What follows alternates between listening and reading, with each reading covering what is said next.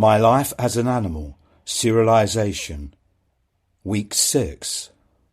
This episode is brought to you by animalaid.org.uk, who campaign peacefully against all forms of animal abuse and promote cruelty-free living. It's now time to continue our audiobook here on UK Health Radio, My Life as an Animal, written by Andrew Tyler and read by Jim Smith.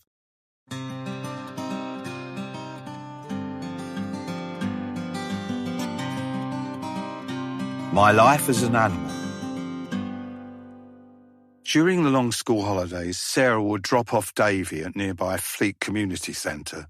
Here, kids could run around and bellow, but also do useful stuff that channeled their lava flows of energy. Sarah always had 2, sometimes 3 part-time jobs on the go, and without Fleet or similar, her holding pattern for life with a child would head for a crash landing. For the 6-week summer project of 1979, Fleet were looking for more adult help. Sarah thought of me. I was game, even though the days were long.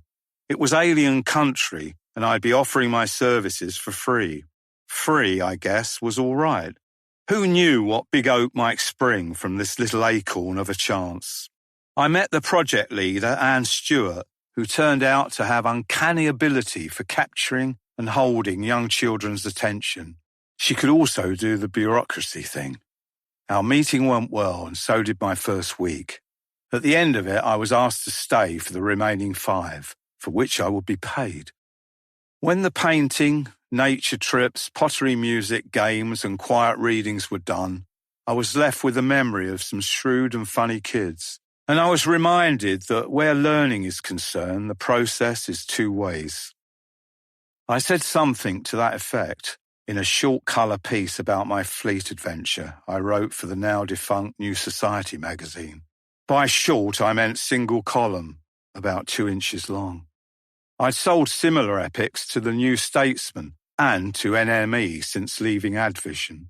There was one on a right-wing anarchist grouping, another on an apparent English folk music boom. I even did a 2-page history of Rastafarianism for a grow-as-you-go encyclopedia whose parts were purchased in weekly instalments. They wanted it done dry and expressionless so that it could pass as middlebrow anthropology, and it wasn't to favour a particular political perspective because of prevailing tensions. By the time I'd met their terms, it didn't favour being read. There was another project that suddenly came my way that was a challenge unlike any other I'd taken on. It concerned a group of young men, aged 15 to 17, who were regular evening visitors to the Fleet Centre but had no interest in the well-attended night classes and workshops. Instead, they indulged in mischievous wanderings that would take them accidentally into a woman's weight loss class, for instance. There would be smirking and maybe a fake sincere request for information about the class, mixed in with scatological references to uncontrolled urination.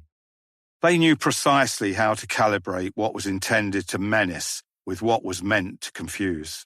Several times they had been banned from the place. The police had been called repeatedly, but they would plead hard times, be given another chance, and the menace and mischief would start again. The crunch came when a regular emerged from his Wednesday evening yoga class, feeling balanced and refreshed, and was met by a fist in the face from one of the troublesome youths. Of course, they were adamant with their denials, and the shaken victim refused to register a complaint. Anne told me she would keep the group off the premises for 2 weeks, even if it meant hiring extra security. There would then be a final attempt at integration, something she would like to put me onto. Through an approachable member of the group called Mark, I arranged a meeting the following evening on the Fleet's 5-a-side tarmac football pitch. 8 came. Richie, Liam, Tez, Denny, Pete, Doxy, Bill and Mark. From their first mutterings, it was clear they saw themselves as innocent victims of Fleet's corrupt setup, which used public money to make the sweet lives of the rich even sweeter, while local poor people got nothing. "Is that why the yoga man was attacked?" I asked. He was a mouthy wanker, one of them answered. And then, one at a time, and while the others watched from the sidelines, I walked them around and around the tarmac pitch, exploring one simple question. What do you want from Fleet, and what would you give in return? The thing they wanted above all others became apparent within minutes. Their own space in which to flop around and just be mates. I told them that some would see that as a reward for the yoga man being punched.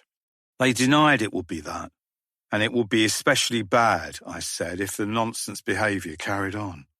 It wouldn't though, would it? Mark reasoned, because all of that is just us telling you we're here. If we've got our own space, there's no need. The real problem is, and I'm sorry about this, there's no space available for you. I bet there would be, came the response, if it was for some lefty bullshit. I'll show you something, I said, and led them to a shed at the rear of the building that used to be storage for the maintenance department, but which over the years had become somewhere to dump unwanted stuff. If you really want your space, this could be it, but you're going to have to clean it out, all the crap that's built up over the years, paint it and make it fit for use.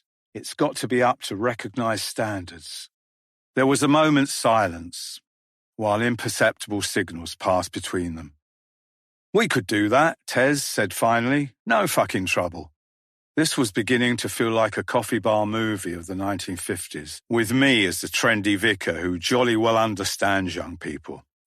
There'd be a worry about things getting out of control, I said to them. Paint chucked about and so on. I need to hear from you that the painting and cleaning will be done properly. How much are you getting paid for this? Doxy asked, giving me an ice-cutter stare. Whatever the amount was, I told him. So, in other words, Doxy continued, you're making money on the backs of us. But you're coming on like it's some big sacrifice. Load of bollocks, if you ask me. He turned his back on me to signal contempt. I made a little speech in response that went something like this. UK Health Radio, the station that makes you feel good.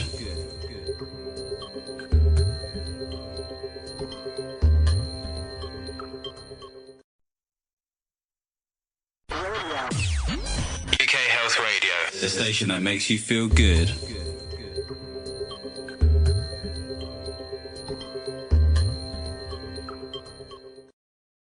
The truth is, yes, I need money to live, which means work. This is work, and I get paid for it. But anyone who knows me knows that I want to do things that have a point to them. And the point about this is we have a problem. On the one hand, Fleet badly lets you down, as far as you're concerned.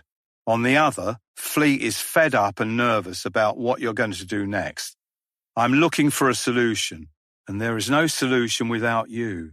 The shed, as it happens, could turn out to be the key to the whole thing. I was about to suggest they sleep on it when Mark declared, "We've decided. Might as well. Be a laugh anyway." An extra skip was booked and encouragingly most of them turned up for the big clear-out. They worked quickly, were raucous at times but efficient. Tez said he could get some paint cheap from his decorator brother. There was then a squabble about which colours to use. I tried to suppress it and did the same when they fell out about whether there should be an opening due and who should come. Then it struck me. The claiming, restoring, opening and functioning of the shed were perfect for revealing to them how they themselves would now need a formal means of decision-making and even sanctions. I asked Mark, Tez and Denny during a tea break what the shed would mean to them, beyond it being their own space. "It's just a fucking shed," said Tez after a while. "There's no big reason. So, are you easygoing about who uses it and how?"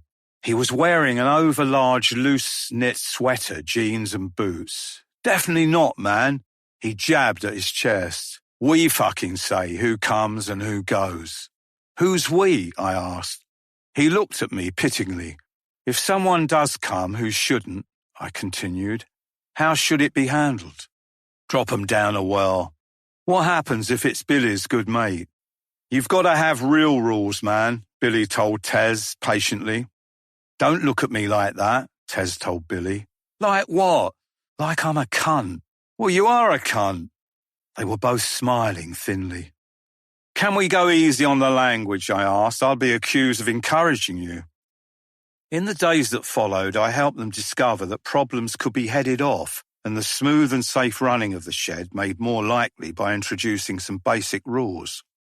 This included a formal declaration of what the shed is for and how it's to be run, and also some words on the ruling group and how its members were to be appointed and sacked. 3 or 4 of us worked on these, usually in the shed itself, between coats of paint and the introduction of final touches, such as rugs, furniture, and cleaned-up electrics. The declaration of what the shed is was neatly written out in ruby ink by Billy's big sister. A photocopy was posted on Fleet's main notice board. The list of 10 rules went on the shed door. Around 24 friends of the boys were invited to the opening. I insisted everyone be signed in, and it kind of happened.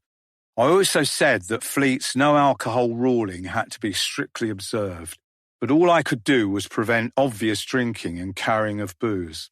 Losing control on the alcohol front certainly demonstrated the limits of my influence over this group. But with the presence among them of the undisguised skeptic like Doxy, my jolly decent happy ending was always under threat.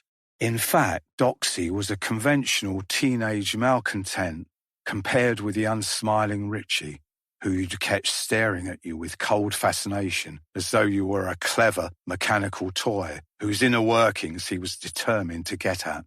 He was physically small and slight, but his good friend Mark suggested he had a taste for sudden, random violence that he would indulge during weekend evenings.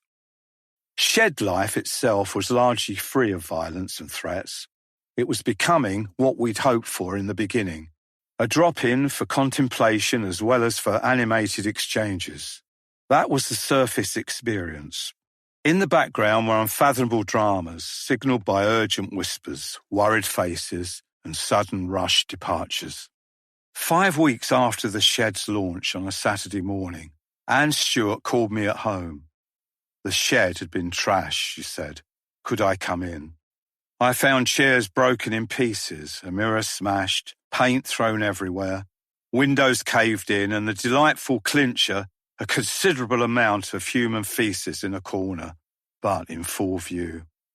We feared what revenge might look like. In fact, we suspected it was being pursued at that very moment.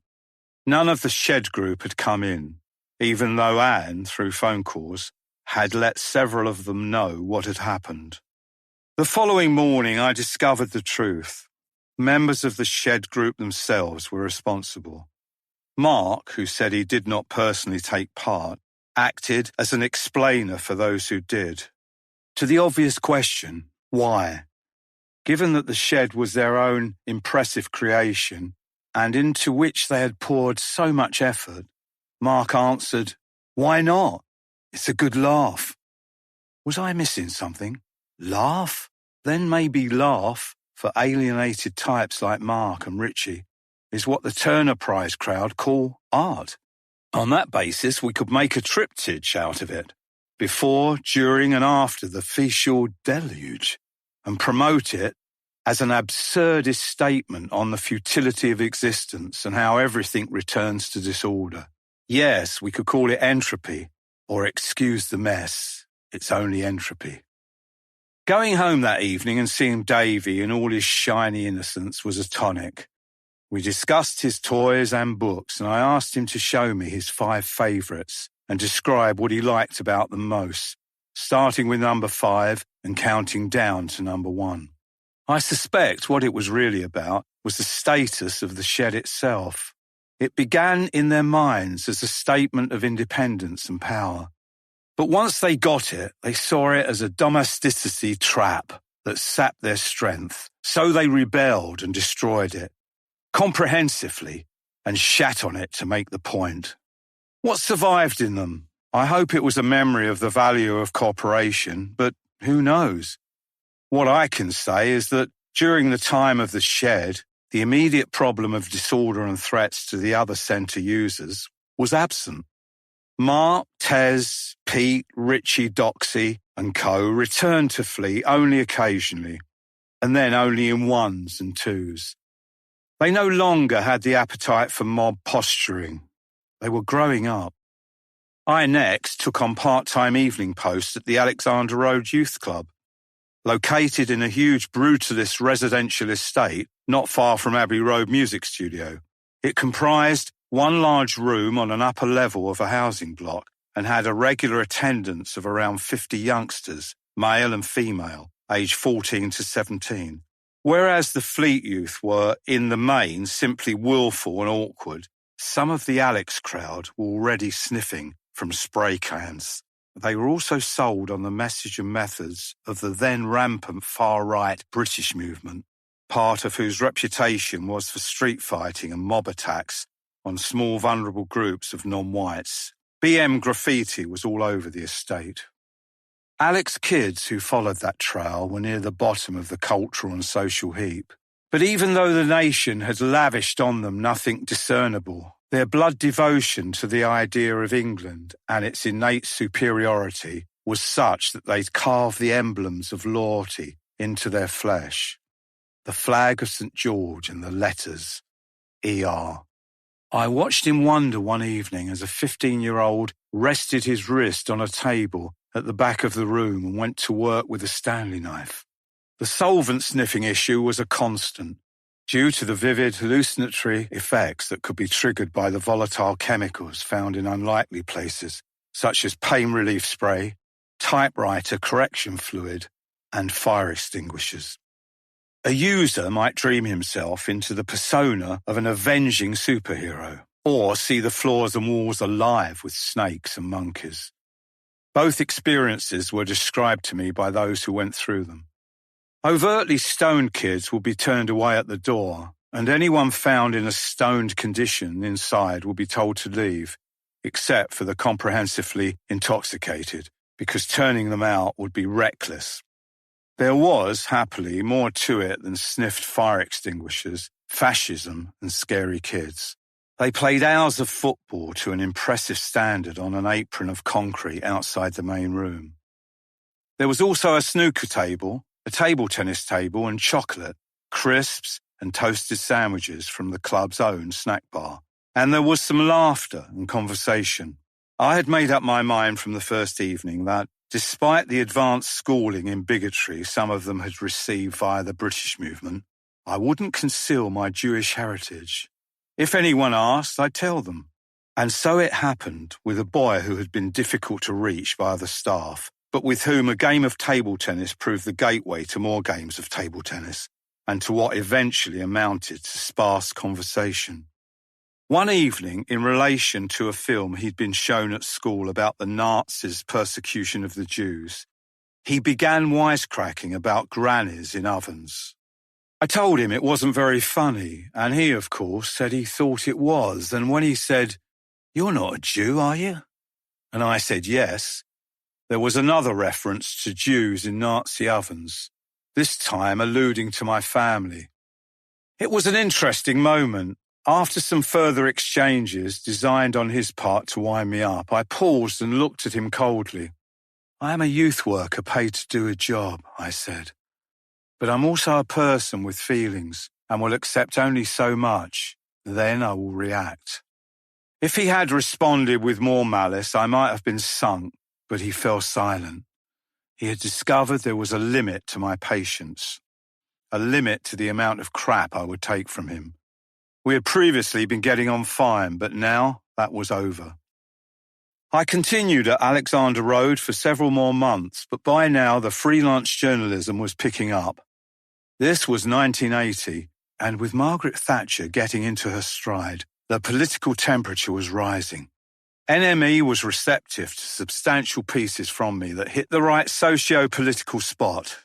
One looked at Northern Ireland politics from the street-level vantage point of the Undertones rock group, whose hometown was Derry.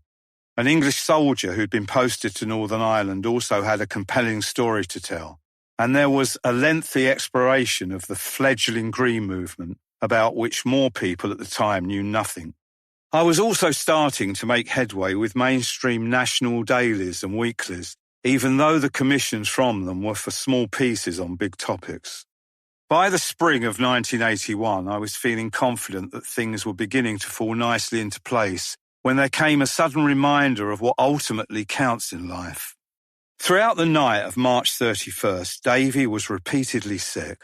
The next morning, his GP told us to bring him to his surgery straight away. All the signs, he said, pointed to appendicitis. He phoned the nearby Royal Free Hospital and told us to get Davy there without delay. He was still in his pyjamas. The hospital doctors were at first sceptical and then strongly resistant to the appendicitis diagnosis. They said they will keep him overnight for monitoring. Sarah and I left for home, feeling unsettled by a suddenly far less certain situation. The night was long. At 5 a.m. we decided to phone. When put through to his ward, I heard a child in the background moaning in distress. When the nurse told me that this was Davy, we were down there at his side within minutes. Davy rarely cried audibly. He was an expressive, exuberant boy, but also a stoic. A teenage girl in the bed opposite told us he'd been in a distressed state all night, but had received no attention. His lips were dry and cracked through lack of water, but they continued withholding fluids in case it was suddenly decided he needed surgery, during which water in the system could be dangerous. But deciding to operate because of evolving symptoms requires observation of the patient, whereas Davy was being ignored. It was then we told him we would stay by his bed until he was better. By the following morning, the doctors were more convinced than ever that appendicitis was not the problem.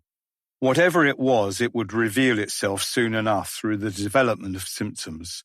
But meanwhile, they were focused on what they said was his constipation, even though we told them his bowel movements had always been healthy. They discounted this and inserted suppositories into his backside, thereby magnifying his pain. Water was now allowed, but he was too ill to drink. Always a lean boy, he was looking alarmingly skinny and drained of colour.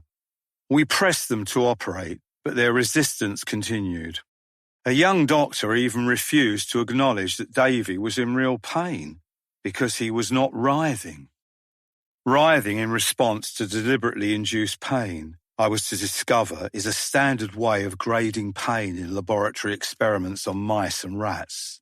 Davy was too ill to writhe, Sarah told the doctor. By day 3, we were doing bedside shifts, going home in turn to clean up and sleep a couple of hours. Davy still had not had water, and our fears for him were growing. At last they agreed to operate, but they still weren't convinced it was appendicitis. But that is precisely what it was. He was away for hours, and I feel certain that the appendix ruptured just before or during the operation itself, causing infection to spread throughout his abdomen. Peritonitis. This is a life-threatening development that calls for the cleaning of the abdominal cavity to prevent infection spreading uncontrollably. There was never an acknowledgement that peritonitis developed. No explanation was offered, despite our questions. Instead, one of the doctors told me bitterly that the complications Davy endured were my fault, because I'd interfered with his treatment. The opposite was the truth. Sarah has said a number of times over the years that Davy would be dead if I had not challenged the irrational, neglectful, and sometimes plain spiteful treatment he was receiving.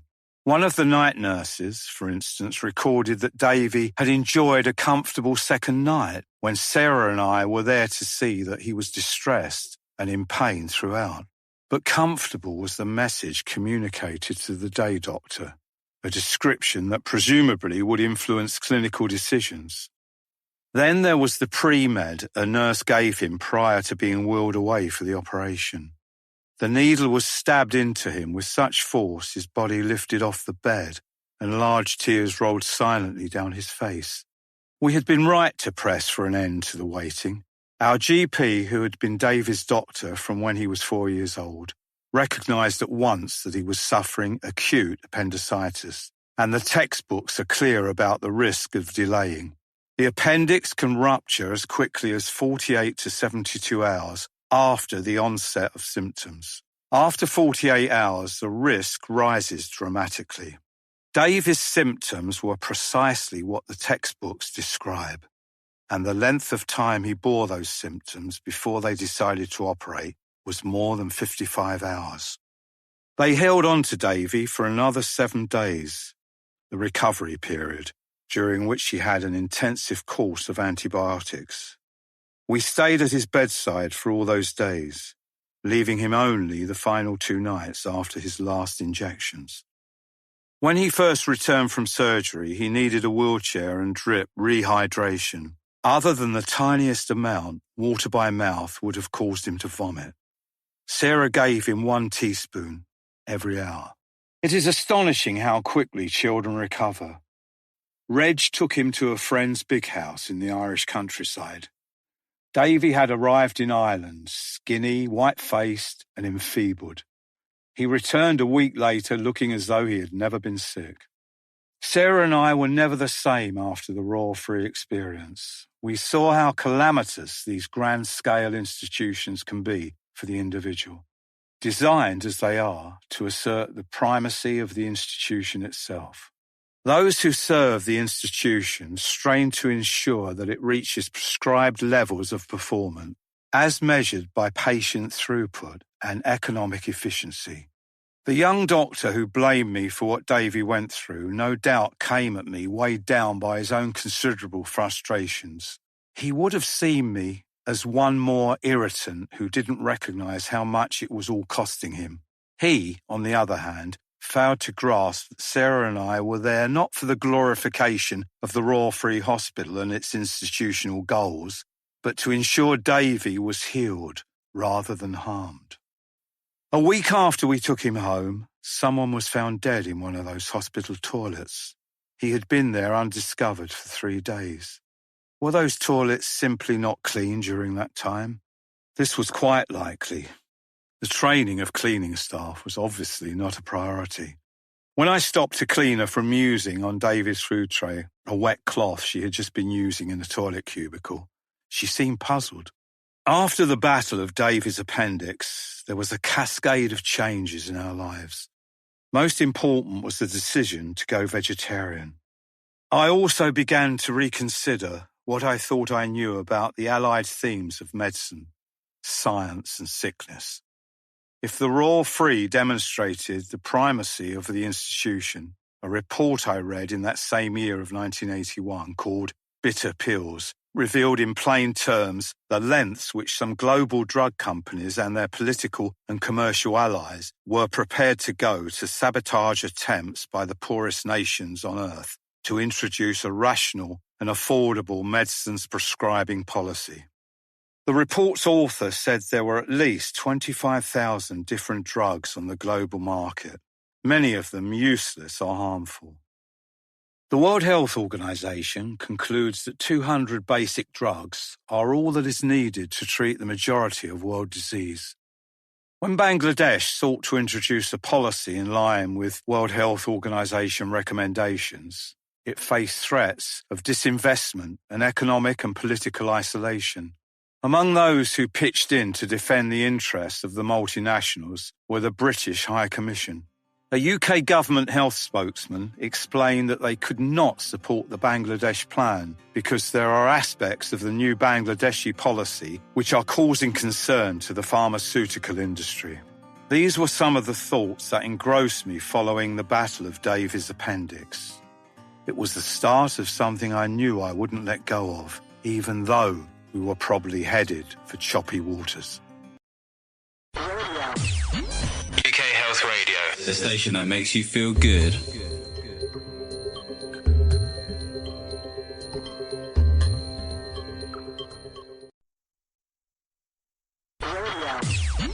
UK Health Radio, the station that makes you feel good.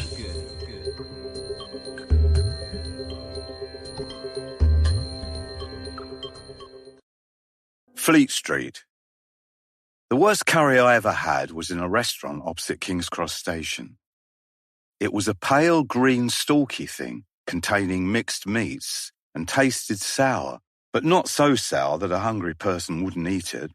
The second most awful came many years later from a grimy restaurant with food-stained menus in Deptford, South London. I chanced it because I was late for a date with the police. 45 minutes after placing my order, it had been gulped down and I was slipping into the back seat of a Metropolitan Police area car whose call name was Papa 7. Area cars are the rapid response 999 vehicles with sirens screaming out of my way as they set about their high-speed chases. I was working on a feature about the Met for Time Out magazine, trying to assess its corporate mood and hear what experienced people within and outside the force were saying. Papa 7 would help me soak up the night shift atmosphere. We cruised for a few minutes before something came over the radio and the driver's foot went down on the accelerator. We turned a corner at speed, tilting at an alarming angle. At once, I regretted the curry. We were 6 minutes into a 6-hour shift, and already I felt queasy. I looked at the neatly turned-out yard press officer beside me and had a scary vision of him being splashed by my half-digested curry coming up at speed. The back of our driver's head, I didn't dare think about. I held on, I had to. Asking them to pull over would have given them more fun than they deserved. That first emergency turned out to be a prank. But at 10 p.m. there was a genuine emergency call asking us to attend an incident at a pub. What happened next summed up relations in 1986 between the Met and those on the ever-widening margins of city life. A young man who believed he had been unfairly bounced from the pub returned with a bread knife, with which he was intent on registering his complaint on the landlord. Papa 7, its siren wailing, screeched to the doorstep, and the driver, his operator, the yard press officer, and I strode purposefully through the front door into a large plain-looking room. No covering on the wooden floor, no padding in the chairs. The door was closed behind us, and though it sounds too corny to be true, the pool game stopped. One of the players picked up a cue ball and held it lightly in his palm. A ball like that, I thought, could do damage if directed at someone's head. The man with the bread knife was no longer on the premises, but his mother was. She was the one shouting at the landlord, egged on by 2 young male family members. But soon her fire was redirected at us cops.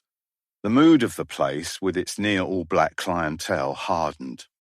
We slipped outside, ostensibly for the Papa 7 crew to calm the complaint. But in reality, it felt like a retreat for our lives. "Don't talk to them, Mum," one of the men told the woman, gesturing in our direction. "We've tried talking to them for years, and where does it ever get us? Except stitched up. It's in one fucking ear and out the other." He spat out some more invective, and then suddenly slowed and looked weary. A cue for the men from the Met to return to Papa 7. We were soon back in the old routine, the numbing rush through dark streets, bending around corners, slicing through traffic, and invariably getting there too late. The thief reported to be robbing a house had gone. The man in the dark coat seen with a shotgun had probably never existed. The gang of toughs trying car doors and bullying passers-by had melted away, and, with other area cars, the slower pandas, and sometimes a transit van rushing simultaneously to some of the same small-scale dramas. The sense of futility at seeing so much enforcement hardware assembled to no purpose was overwhelming. My employer, Time Out, was in those days a semi-rebellious leftish weekly that was on permanent watch for the zeitgeist. I was called news features editor and was given time, precious weeks if needed, to work up pieces that it was hoped would linger in the memory. Typical was that investigation of the Met. There was also an undercover report on the British far right and its ideological brethren in Italy. Another was the epic story of the African elephant, Pol, who was captured as an infant in the wild and fell into the hands of the blimps and nitwits running London Zoo. Her story so moved people that it was instrumental in the founding of what was to become the Born Free Foundation. There are also pieces drawn from my book, Street Drugs, which was published shortly before I joined Time Out, If I were the boastful type, I would make it known that street drugs was described by the most on-trend magazine of its day, The Face, as the most cool-headed and penetrating account yet of recreational drug use and its pioneers and profiteers through the ages. For the Institute for the Study of Drug Dependence, it was a drug worker's Bible. I was keen to write about drugs because ever since returning to England from California, I'd been hearing a lot of stiff-backed, cheek-sucking cant coming from official sources about what drugs are and what they do to people who abuse them. The message seemed to be, drug taking is bloody awful. You'll get ill and maybe die if you do it, so don't. Be sensible. The obvious danger with that approach is that if the first-time user discovers what is deliciously enticing about some drugs, the melting away of old anxieties, the waves of sensory pleasure, the imagination cracking out of its shell and flying free, it is from then on that everything about the official version is disbelieved, including the bits that are useful.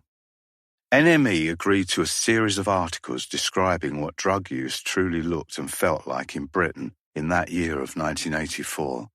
I wasn't an expert. I didn't have shelves of books on the subject, but I had sampled all the commonly used substances by mouth and nose. I'd had both good and bad times doing it, and I was ready to go places and talk to anyone, dealer, user, priest, cop, schoolteacher, to get an up-close view of what was going on. I fixed up some appointments and started, first Liverpool, then Manchester, Glasgow, Edinburgh, back to London, and then Brighton on the south coast, and finally Cardiff. I could have chased around more towns, but thought it better to go deeper into fewer places. I spoke with medics, police and politicians, parents mourning the loss of a child, specialists running treatment and support units, as well as users and dealers. One of the many formidable characters I met, the most desperate to do good deeds, were addicts who'd once been considered a lost cause, but who came back from the dead and now cursed their wasted years. Someone who was in desperate need of good deeds was a Glasgow working girl, maybe 18 years old, I saw trying to reel in clients in a part of the city where 2 of her fellow sex workers had recently been stalked and beaten up. I asked why she didn't get off the streets. She gave a little involuntary shiver, signifying that they wouldn't let her. Her lips were cracked, and her hands fluttered nervously as she spoke. There was nothing of her, no flesh on her bones. She told me her name was Mary, and that there was no choice but to work on the streets. She illustrated that with a little ironic forward thrust of her skinny hips, the droop in her black leather-style trousers emphasizing her emaciated frame. "Lovey," she said in a whisper, "just let me have a pound or 2 so I can get myself straight. Promise I'll get it back to you." "That's a fair exchange," I told her, "for the help you've given me." A binge reading of specialist journals, reports and parliamentary debates gave me the additional information I needed, and I got down to writing. It was run over 2 issues of NME and seemed to go down well. A few weeks later, the publisher, Hodder and Stoughton, made contact and asked me to write a book along the same lines, only more of it. Street Drugs, the book, was clearly a larger and more complex task. 12 categories of mood-changing substances would each have their own chapter, and each chapter would be divided into segments covering such things as sensations, experience, medical impact, pharmacology, the law, culture, history, and where to get help. The practical guide element meant it could be directly useful to people. It also, in that way, went beyond the realm of social anthropology, or, as it's known in non-specialist circles, prying into other people's lives. Much of my journalism, in fact any journalism, is about peering voyeuristically into the affairs of others and then darting your subjects with impertinent questions. It's a privileged position to be in, and you do find yourself in places amongst people you'd never otherwise meet. I'd been hearing, for example, during the late stages of street drugs research, that an increasing number of women users of heroin were turning to dealing as a way of gaining better control over their lives. Some were shifting quantities of heroin sufficient to attract the attention of serious villains. In this category was Laura, who was turning over several ounces a day when I met her. She saw her heroin dealing as a branch of the healing arts. You don't turn people away, she told me, if they're ill and short of cash. You fix them up and hope for fair recompense. Her clients cut across the social spectrum, from scaffolders to city brokers. Sometimes 8 or 9 of them would be thrown together in her front parlour, waiting for their score. Her dealing, she acknowledged, had put her in a position of power, which was a dangerous niche for a woman to occupy in a world where there was no authority to turn to if things got out of control. Perhaps one of her clients, resentful of her hold over his appetite, tipped off the gang that first called by in the summer of 1981. They came bursting in, she said, claiming at first they were the police.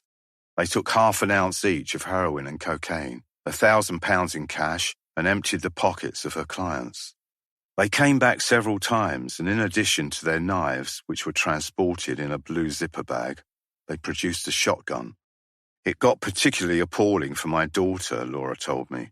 She became so well trained that as soon as she heard a knock on the door, she dived under the bed and stayed there until they were gone. Like many women dealers with children, Laura, who was middle class, elegant, even after all those years of smack, and not yet 30, said she was drawn to the trade because it promised both a regular personal fix and economic self-sufficiency. What kept her at it was the heroin itself. Still her life's great longing, but that's what the love of it will do, make slaves of those it enraptures. Heroin didn't always have such grandiose pretensions. When it was first introduced, it was as a possible answer to something medicine had sought for a long time, a safe, non-addictive painkiller come sedative. The opium poppy had been used in Britain for 300 years for that purpose, but it was displaced by a supposedly superior modern alternative, morphine. Though 10 times more potent than opium, it was sold as a cure for the opium addicted. But while it might have banished all desire for opium, for many users this was replaced by a craving for morphine itself. Then came heroin, which, incredibly, was said to be able to cure morphine addiction. And after heroin came methadone, the state-sanctioned replacement drug for heroin addicts. But methadone is not only addictive, withdrawing from it is considered tougher and more protracted than coming off heroin. You'd need the giddy heart of a Pollyanna to imagine that the journey from opium to methadone was undertaken by the medicine makers with philanthropic intent. I don't say there was a written-down boardroom plot, but to fail to anticipate problems ahead when substituting a dangerous drug with another derived from the same source, and which is ounce for ounce more potent, is evidence either of reckless optimism or institutional cynicism.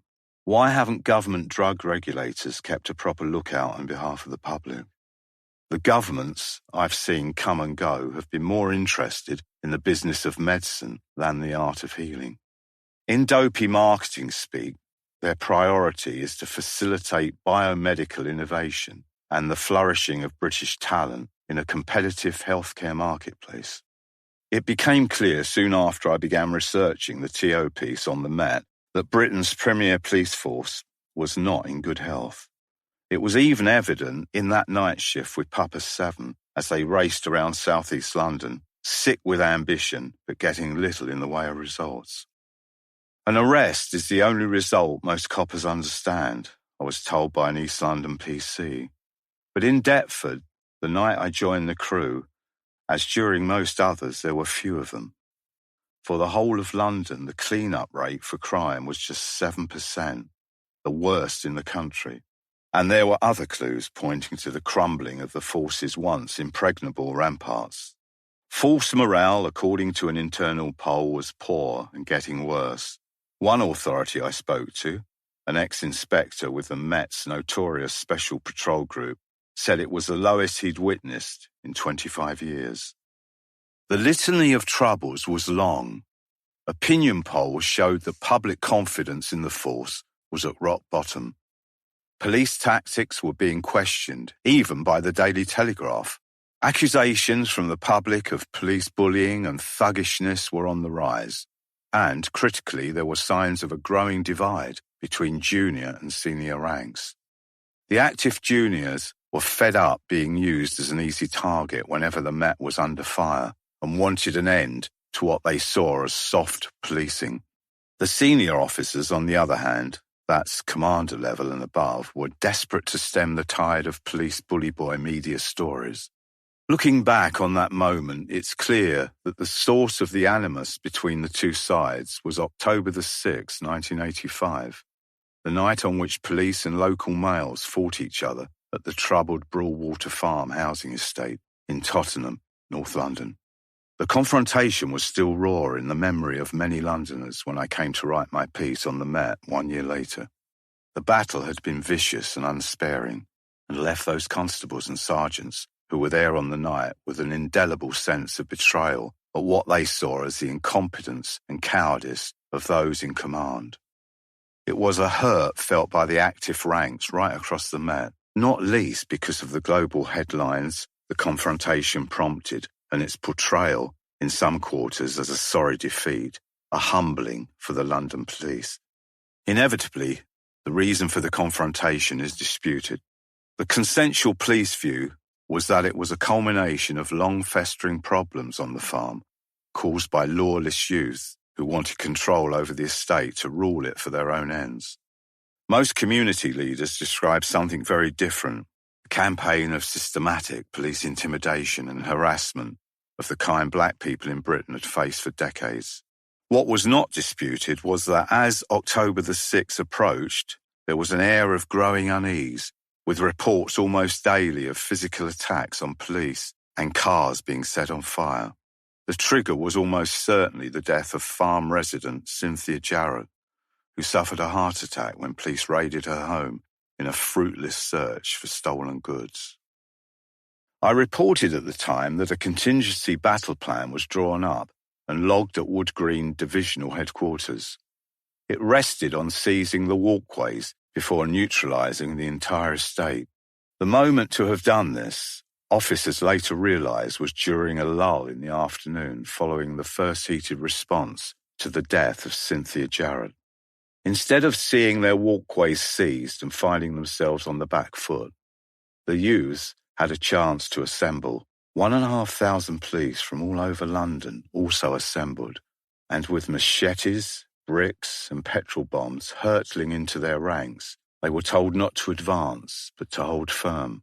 Senior men, whose only experience of street battle was from the safety of a map room, were apparently arguing with each other over the airwaves. Inspectors, the rank who commanded the shield serials or units of 20 officers, were said to be either paralysed with indecision or furious with orders from higher up to stand their ground. A PC who was there on the night told me they lost their bottle completely. It was down to the sergeants and PCs themselves to do what they thought was right at the time. I did see one superintendent on the estate, but he soon left. He just jumped in the car and fled for his life. As I say, my Met article was published a full 12 months after the Battle of Broadwater Farm, but the question that still reverberated was this one. Why, if it was unsafe for 1,500 police to enter the farm, was PC Keith Blakelock sent in as part of a unit of fewer than a dozen constables? That unit was forced to run when a group of 30 or 40 locals came at them.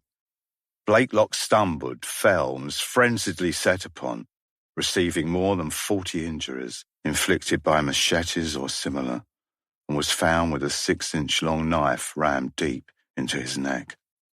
Lack of leadership, loss of nerve by senior officers, and muddled lines of communication seemed to characterise the Met's performance at Broadwater Farm. Communication problems were evident a year later during my night spent racing around South London in Papa 7. When cars were directed to go to a particular location, they were given virtually no information over the radio about the kind of incident they were rushing to, and therefore what backup, if any, was needed. I recall Papa 7 arriving in a suburban street to deal with what turned out to be a man threatening his wife with a knife. A serious business, but there was already an area car, a Panda, and a district support unit van ready to deal with it. Yet at the next job, the last of the night, there was the reverse situation. A youth rampage or riot had occurred on rough ground inside an estate and had only just blown itself out. That was just as well, since it was only the driver of the van I'd been switched to who answered the call, and I didn't count. My profile of the Metropolitan Police did not go down well with New Scotland Yard. A Deputy Assistant Commissioner I had interviewed for the piece wrote my editor a long point-by-point complaint about its many shortcomings and chastised me for not quoting more of his ruminations. But the failings, organisational weaknesses and internal tensions I described were real, serious and added up to, in the words of the headline, crisis at the Met.